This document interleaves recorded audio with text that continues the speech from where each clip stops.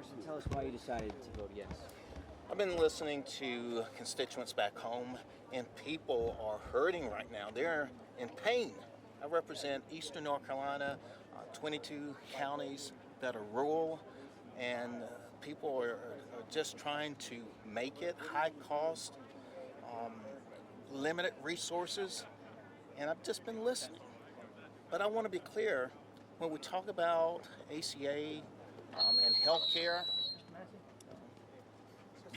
when we talk about ACA and healthcare, this battle's not over. That's why it was important to push the negotiations and the conversations. But as we're getting close to the holidays, there are many people right now who are suffering, and especially in our rural communities. And I just want them to know that I hear them loud and clear. Also, I want to be clear when we talk about our military families, when we talk about our veterans, when we talk about our farmers out there, and especially farmers too. I'm hearing so many who are just being pounded because of tariffs. So they're saying, Congressman, I understand, and please stay in that fight with us and for us. But please reopen the government, and that's what I did. What do you say to people who are saying you capitulated here when you could have gotten much more in this deal? I mean, come on, let's look, and we understand the process here. I mean, the process right now that was before us was an opportunity in which we're able to continue to share what is important. And you've heard loud and clear, healthcare is important.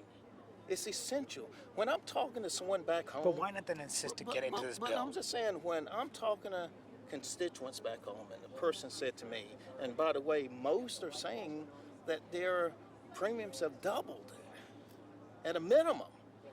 And someone said, I'm driving a 2005 vehicle, and my car payment is $250, but yet my premiums are going to be about 3 times as much as my car payment.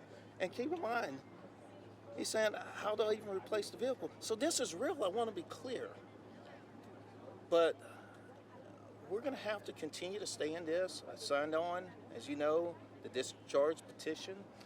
Also, early on, I was on and will continue to work in a bipartisan way with those, Representative Kiggins in particular, and those of us who've signed on a bipartisan bill to extend the ACA for a year. This is still real. It's not going away. It's not going anywhere. But you could have dug in, and you could have fought to include this in the bill. And I could have reopened the government, because a lot of people are hurting right now. And that's what I did. Is it just really the impacts of this shutdown really outweighing everything else? Absolutely. And it is listening and hearing from constituents who are deeply, deeply concerned. They've been affected in ways that we don't even understand. When I'm hearing, for instance, coming from a visit with the food pantry, that parents are telling their kids to eat more at school because they don't know if they're going to be able to eat when they get home. This is real. This is real people, real effects. And this is what I responded to. This is what I'm hearing. And for me, I'm going to always stand with my constituents. Do you believe the month-long plus shutdown, though, accomplished anything, given that the healthcare subsidies weren't in there?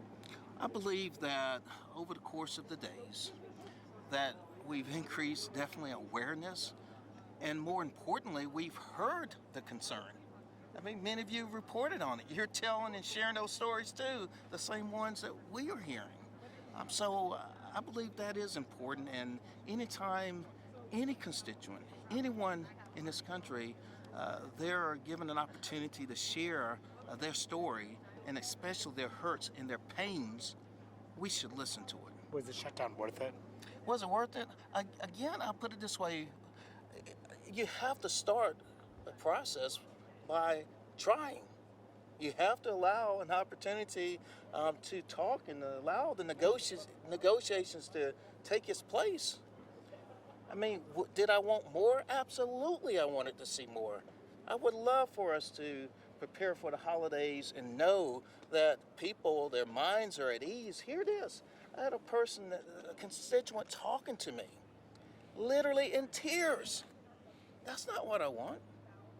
I would love to go back as we're getting close to the holidays and for there to be certainty about what happens, especially those who are getting their insurance on the marketplace.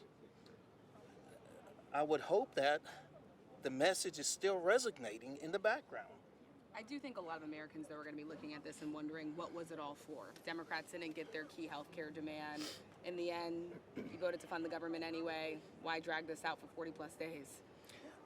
Again, I believe we are having this conversation, and we had to have the conversation. It was important for the American people for us to have this conversation, and this battle's not over. It's not over. People are hurting out there. I mean, they're getting hit with costs. Their parents trying to raise kids. Farmers being hit. I mean, this is not over by any means. Thank you, sir. Thank you. Mm-hmm. Thank you.